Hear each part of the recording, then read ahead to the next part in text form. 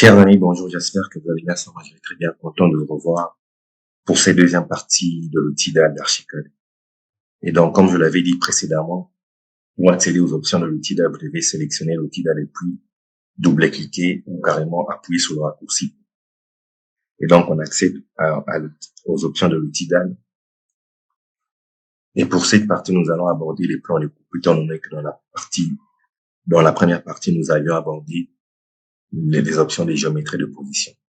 Et en ce qui concerne les options de plan de coupe, Archicad vous donne déjà la possibilité de choisir l'affichage de votre dalle en ce qui concerne les étages. Par exemple, vous pouvez décider que votre dalle soit visible uniquement sur l'étage d'implantation ou qu'il soit visible sur l'étage d'implantation plus le R plus l'étage suivant, ou que votre dalle soit visible sur l'étage d'implantation et l'étage qui le précède, et ainsi de suite. Je pense que nous allons passer à la pratique pour une meilleure compréhension. Et donc, je vais sélectionner cette dalle. Je trace la dalle. Et là, je sélectionne par exemple tous les étages. Remarquez avec moi que la dalle sera visible sur tous les étages. Je suis là sur le premier étage, sur le deuxième étage, sur le sous-sol. Et ma dalle est visible sur tous les étages. Mais par contre, lorsque je choisis l'option étage d'implantation seulement, eh bien, votre dalle ne sera visible que sur l'étage où vous l'avez implanté, c'est-à-dire où vous l'avez dessiné. Je pense que c'est très clair et très limpide. Au niveau de la surface de coupe, vous avez la possibilité de décider de la nature de vos lignes. Donc, vous pouvez décider là, je pense on doit se rendre sur la coupe. On remarque que notre dalle passe au niveau de la coupe bébé. Alors, on va se rendre sur la coupe. Nous sommes là sur la coupe bébé et voici notre dalle. Comme je disais, je vais un peu la déplacer. Voilà. Je sélectionne ma dalle. Je vais accéder aux options de la dalle. Et donc, je peux décider que ma dalle soit en trait discontinu, par exemple. Et remarquez vraiment que les contours de ma dalle sont en trait discontinu. Ou je peux également décider de la couleur de mes lignes.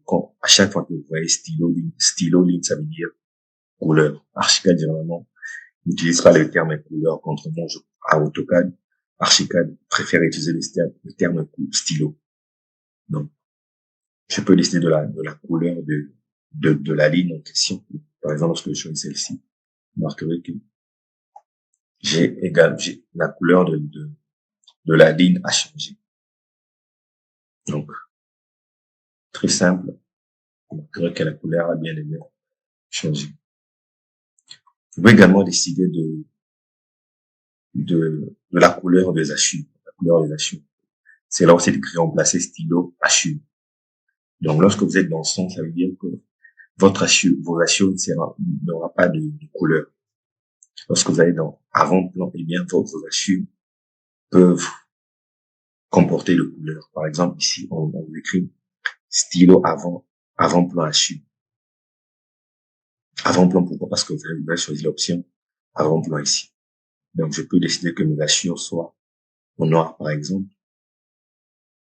Là, vous remarquez que les hachures sont en noir.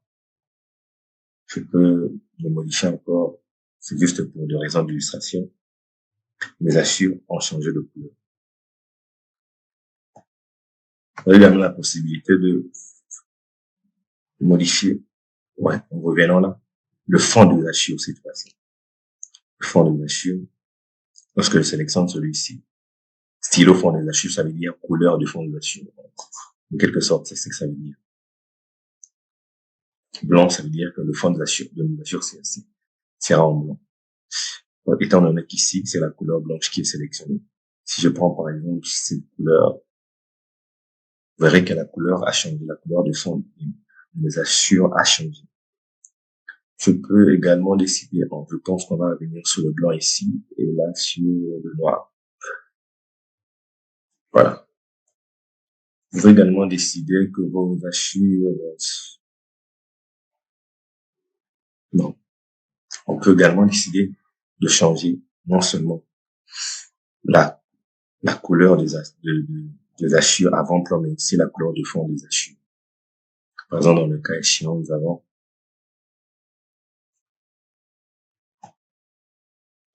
la couleur des hachures et le fond des hachures. Le fond des hachures, il est en blanc, tout simplement parce que nous avons sélectionné le blanc ici.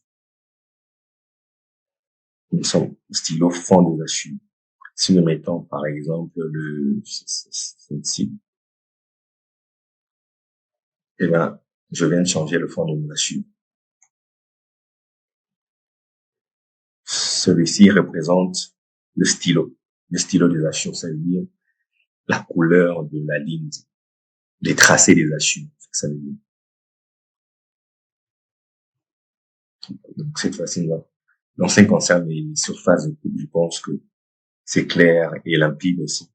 Moi, cette fois-ci, passer au contour. Et là, on va revenir sur le plan.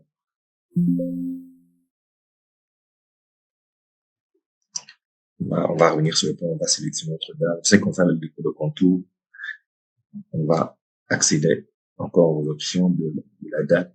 En ce qui concerne le contour, vous avez la possibilité de décider, là c'est le contour au niveau du plan. Vous avez la possibilité de décider que votre dalle soit par exemple entrée comme discontinu ou autre type de trait. Par exemple, lorsque je sélectionne ce type de trait, on voit carrément qu'au niveau du plan, j'ai les contours de la dalle en trait discontinu. Je peux décider cette fois-ci de la couleur, ça c'est différent. Bon, de la couleur de la ligne, des lignes non coupées. Je mets le noir.